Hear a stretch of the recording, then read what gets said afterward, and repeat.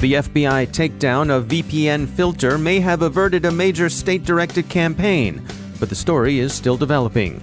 Some discount Android phones come with preloaded software. Amazon's Echo echoed a little too much. BMW patches some potentially serious vulnerabilities in its connected cars. Cryptocurrency exchanges are hit by a double spending crook. The U.S. Justice Department investigates crypto exchange price manipulation. New charges have been filed in the December Kansas swatting death. And GDPR is now with us. Let the lawsuits begin.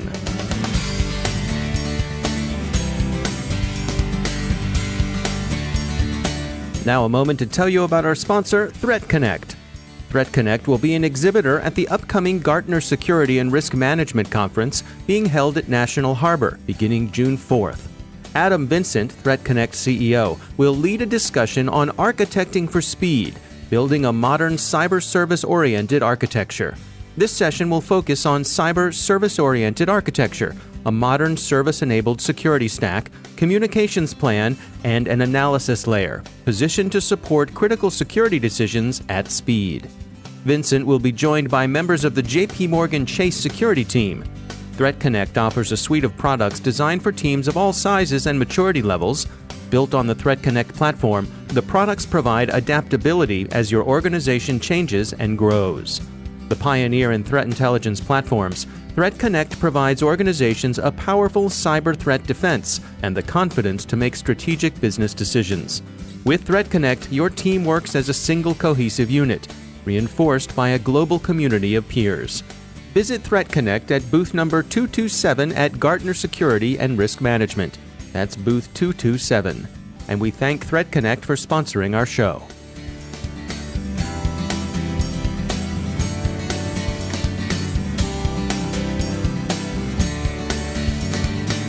Major funding for the CyberWire podcast is provided by Cylance. From the CyberWire studios at Data Tribe, I'm Dave Bittner with your CyberWire summary for Friday, May 25th, 2018. The U.S. FBI is generally being credited with having placed a significant impediment in front of a VPNFilter attack, widely regarded as the work of Fancy Bear, Russia's military intelligence service, GRU, which goes by other names as well, including Sophisy and APT-28. VPNFilter appeared poised for a major campaign against Ukraine. The two suspected triggering events, tomorrow's Football Champions League match in Kiev, Real Madrid versus Liverpool, and Ukraine's Constitution Day, June 28th, remain in the future, so we'll see how well the Bureau did. But so far, bravo, FBI. Should such an attack materialize, it's unlikely to be easily contained within Ukraine. The country has been patient zero for other attacks that have gone global, notably NotPetya, also widely regarded as made in Russia. VPNFilter is regarded as capable of accomplishing the usual things a botnet can do, so the case will bear watching. Security firm Avast warns that it's found a number of discount Android phones that shipped from factory to customer with malware already installed in their firmware. It's adware, and it's called Kosaloon. It's the work of a criminal group that was uncovered in 2016 by researchers at the security company Dr. Web. They're back in or still in business. It's the same Kosaloon code, unchanged since it first appeared. According to Avast, this time around the affected phones are from manufacturers including ZTE, Arcos, and MyPhone. The majority of the infected devices aren't, according to Avast, certified by Google, which is pursuing various mitigations and talking to the firmware vendors. Most of the problematic phones are in Russia, Italy, Germany, and the UK, with some in the US as well. This case is interesting because the infection point seems so far to be unidentified. Someone, however, has clearly managed to compromise a supply chain. Amazon acknowledges that Alexa's Echo was reporting ambient conversations to third-party contacts. The company is working on a fix. Here's Amazon's account of what happened, as they explained it to Wired. Quote, Echo woke up due to a word in a background conversation sounding like Alexa. Then the subsequent conversation was heard as a send message request, at which point Alexa said out loud, "To whom?" At which point the background conversation was interpreted as a name in the customer's contact list. Alexa then asked aloud, "Contact name, right?" Alexa then interpreted background conversation as right, end quote. What's the lesson? We're building AI along the lines of a selectively attentive teenager. We hope that teenager grows up to be okay. You parents out there will understand, and we'll leave Google's Eric Schmidt to argue over AI with Elon Musk about whether AI will be a force for good or for bad. Probably both, but then we're just betting on form because we know people. Not any special people, just people in general. We kind of like Alexa. When our editors hear Alexa read the daily summary, the editor finds himself convinced of the accuracy of our copy by the conviction with which Alexa reads it. BMW has patched 14 bugs in its connected car models. They were discovered and disclosed by Tencent's Keen Security Lab. Some of them could have affected control systems. The attack surfaces include, according to Tencent, GSM communication, BMW remote service, BMW Connected Drive Service, UDS Remote Diagnosis, NGTP protocol, and Bluetooth protocol. It's possible to work through these, individually or in various combinations, to reach some vehicles' CAN bus, the controller area network, and that's the serious part. No thinking person would regard inability to use Bluetooth to tell the car radio to tune into Howard Stern as a serious vulnerability. It might even be regarded as a feature. Baba Booey. But when you've got the CAN bus, you're close to having pwned the car. With the CAN bus compromised, it's possible in some models to interfere with steering, brakes, accelerator, and other controls. So this is more serious than changing radio stations or turning on the windshield wipers. A hacker, so far unidentified, has for the past week been hitting Bitcoin exchanges with a double spend campaign. As the attack type's name implies, he, she, or they were spending the same Bitcoin gold coins twice, pulling in about $18 million in the cryptocurrency. The immature and overheated cryptocurrency market has predictably spawned a great deal of fraud. The U.S. Justice Department, working with the Commodity Futures Trading Commission, has opened a wide-ranging criminal probe of market manipulation. They're concentrating on such fraudulent practices as spoofing, placing bogus orders to goose prices, pump-and-dump schemes, and so forth. There's enough here to keep justice busy and happy for a good long investigatory run. Good hunting, counselors. And finally, GDPR is in effect today, with its expected worldwide implications. Microsoft, for example, is going to treat essentially everyone in the world as if they're covered by the regulation. And right on cue, the first legal complaints of GDPR violations have been filed.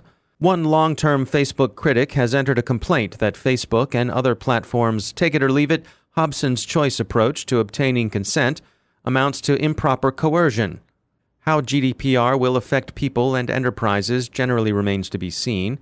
The advocacy group Privacy International has begun its own investigation of what it characterizes as shadowy, non-customer-facing data companies that accumulate large quantities of personal information. And now a bit about our sponsors at VMware. Their trust network for Workspace ONE can help you secure your enterprise with tested best practices. They've got 8 critical capabilities to help you protect, detect, and remediate. A single open platform approach, data loss prevention policies, and contextual policies get you started. They'll help you move on to protecting applications, access management, and encryption. And they'll round out what they can do for you with micro-segmentation and analytics. VMware's white paper on a comprehensive approach to security across the digital workspace will take you through the details and much more. You'll find it at thecyberwire.com/VMware. See what Workspace ONE can do for your enterprise security. thecyberwire.com/VMware. And we thank VMware for sponsoring our show.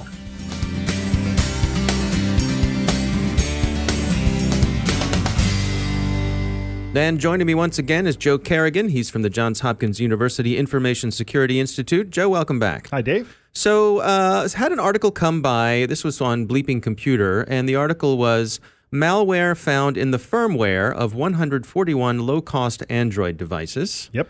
And I wanted to use this sort of as a launching point, a discussion about mobile device security and wade into the waters of iOS versus Android. Now, we're going to have a fight. Huh? I know. Hopefully it won't come to blows, but I am on the iOS side and you are on the Android side. And I think one thing that leaves us iOS people scratching our heads is that when we see all these security stories about Android, we wonder, are you guys nuts for using Android devices? But there are plenty of good reasons for using Android. But I wanted to touch on the security side. I mean, how do you approach it? Obviously, security is important to you. Knowing what you know, how do you make sure that your Android device doesn't have these problems? Okay, so first off, I will say that Apple does a very good job of security. A lot of staff at the Institute use Apple for just that reason. They have always taken security very seriously. Google also takes security pretty seriously as well. The difference here is that Apple is a very locked-in and proprietary system where they maintain a lot of control over their hardware and their software. Not only their software, but everybody else's software that goes in there. And Android is a lot less so. Right. It's more of an open development platform. The operating system is actually open source, so anybody can install it if they want. That is not the case with Apple. So from a security standpoint, particularly with this article here, you're looking at these low-cost manufacturers. It harkens back to nobody knows where this is getting installed. They don't know where in the supply chain it's coming into the phones. That's because these supply chains are not well managed as other major manufacturers. Now, if what's missing from the list are major manufacturers like Motorola, Samsung, HTC, LG, they're not on the list. So most of our listeners probably don't need to worry about it. But if you're looking at a low-cost Android device, yeah, chances are you're running a risk there. Security, of course, on the iOS side, there are no low-cost iOS devices. That's exactly right. That's exactly right. But, and maybe perhaps you could say on the Android side, there are no secure low-cost options for Android. What about just general app hygiene? I mean, since you don't have to go through Google's walled garden, you can sideload apps. Is that something you avoid? Yeah, you should not do that. But again, because the operating system is a little more open, you have the capability of doing that. It's like having a swimming pool. It's one of the most dangerous things you can do to your house, but you can just walk out back and take a swim anytime you want. Right. It's the only recreational activity where you have a full-time person standing by to make sure you don't die. Right. I will say this, though. My next Android phone will be the Google device. And I'm going to do my best to stick with those Google devices because they're in more control over the environment than, say, a third-party developer like Samsung, LG, or HTC is. So you're going to get those updates more quickly from Google. And you're going to have less of a configuration management problem. Like, for example, when the stage fright vulnerability came out, Samsung had no idea, and I had a Samsung phone at the time. Samsung was really lagging behind because they had 5 or 6 different models of the phone that they supported across 4 or 5 different carriers. I see. Well, that's a real problem for them. But Google doesn't have that. Google makes one model of the phone, 1 or 2 models, because they have 2 different technologies for cell phone networks, and they support those. It's the same thing that Apple does with the iPhone. Right. They have one or 2 models, and then they will end of life them, which you have to do with these phones for security reasons. Right, so they're not orphaned out there. Correct. All right, good information as always, Joe. Are we still friends? Yes, of course. All right, terrific. All right, well, as always, thanks for coming, Joe. It's my pleasure. Good talking to you. And now a few words from our sponsor, Cybrick. We all heard the important and welcome themes coming out of RSA this year on resiliency and collaboration. This is underscored, of course, by the steady stream of innovations we see coming out of the cybersecurity industry. But what does all this really mean for IT, security, and development teams day to day? Join Mike Brown, retired Rear Admiral in the U.S. Navy and former Director, Cybersecurity Coordination for DHS and DoD, for a lively discussion on the industry's current direction, the type of collaboration that yields immediate results to teams, and the criticality of protecting application infrastructure.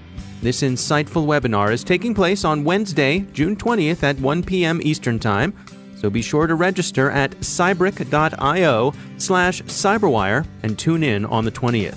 That's Cybrick, cybric.io/cyberwire. And we thank Cybrick for sponsoring our show.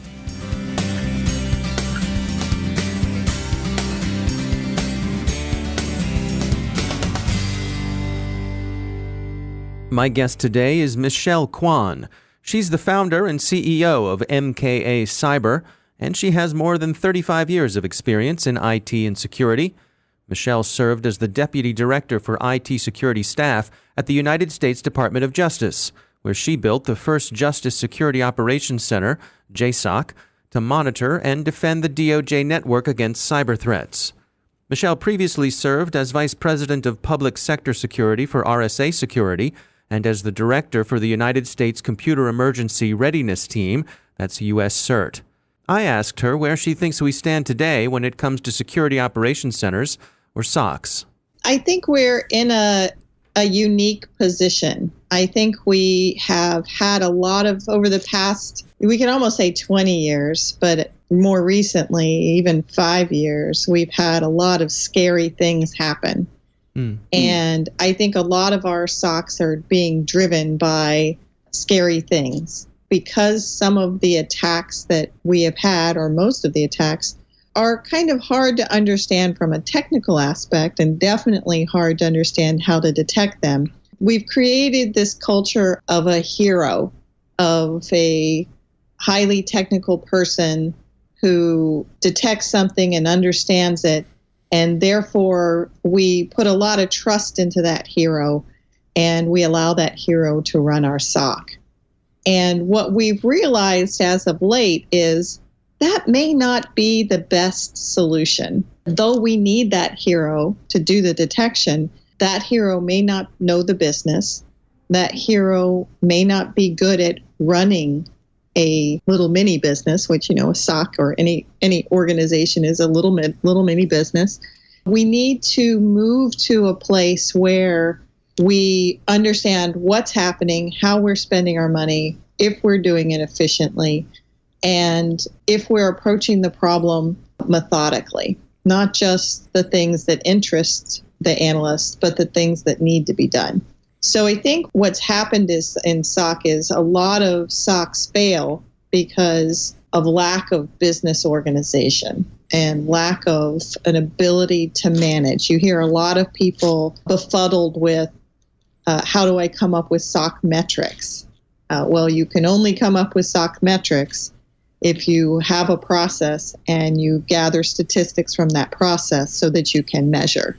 That is sorely lacking in most SOCs today because we allow an organic process because we're afraid to manage the smart people. We're beginning to realize the smart people like us to be more organized, and they like it when they have more money and more tools. So if we can come to some kind of a good arrangement where we have a good SOC process, we have the data that the analysts actually need, we organize it in a good way, we document our processes and make the things we find repeatable so that other people can monitor the repeatable things and the smart people can continue hunting and finding new things, then we've made everybody happy. We've made the smart people happy, and we can measure and improve and report out how well we're doing things. That's really important. And I'm really happy that we're moving to this place in SOC. And part of what drives us to this new place is many people are moving towards a managed service solution because the other is just too difficult to articulate the benefit and the cost. Whereas moving to an MSSP model, the onus is on the MSSP to then articulate its worth. Do you think it's a matter of people perhaps not knowing the right questions to ask when they're out there shopping around? Oh, absolutely. We see a lot of questions around SLAs and around buzzwords without a lot of understanding. A lot of companies don't understand what their threat model is and what types of attacks they should be looking to have detected.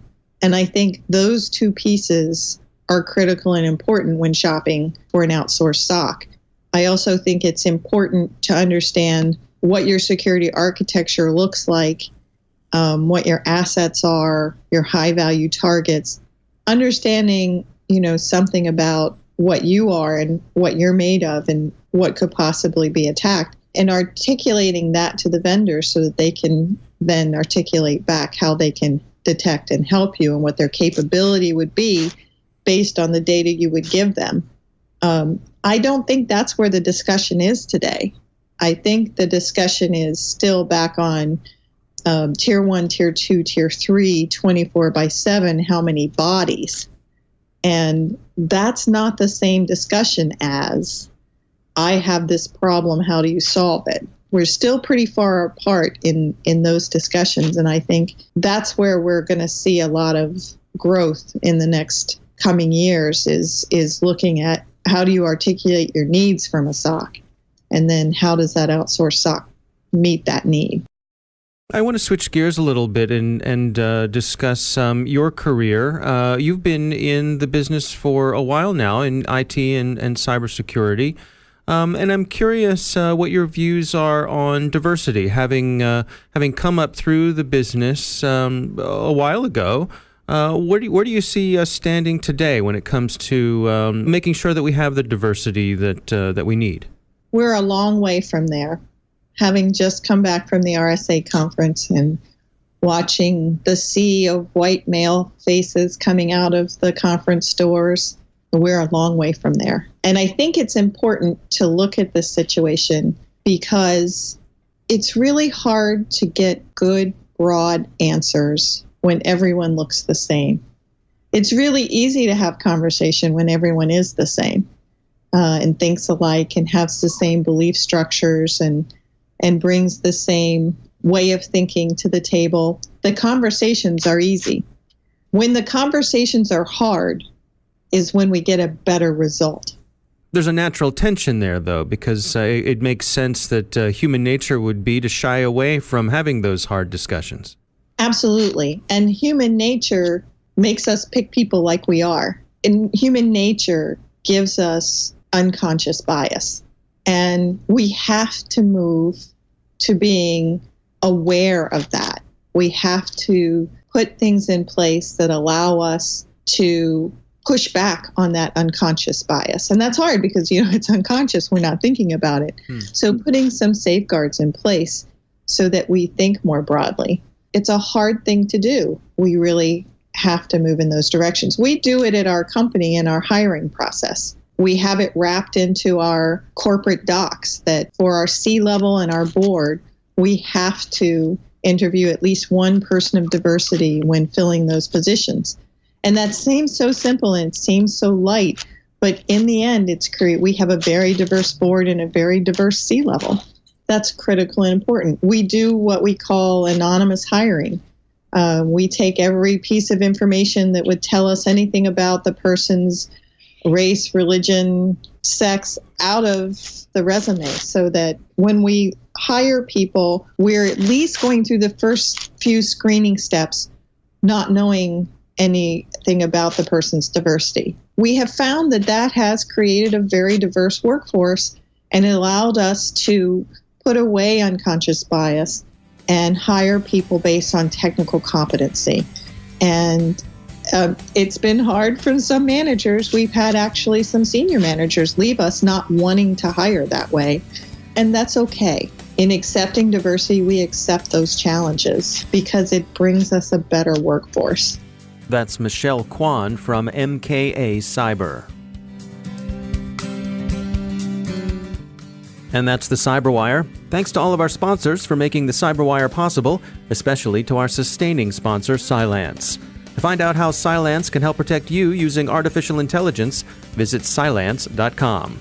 And Cylance is not just a sponsor, we actually use their products to help protect our systems here at the CyberWire.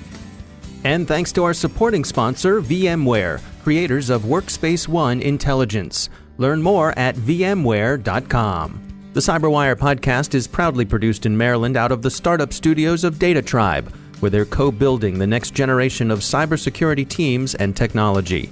Our show is produced by Pratt Street Media with editor John Petrick, social media editor Jennifer Iben, technical editor Chris Russell, executive editor Peter Kilpie, and I'm Dave Bittner. Thanks for listening.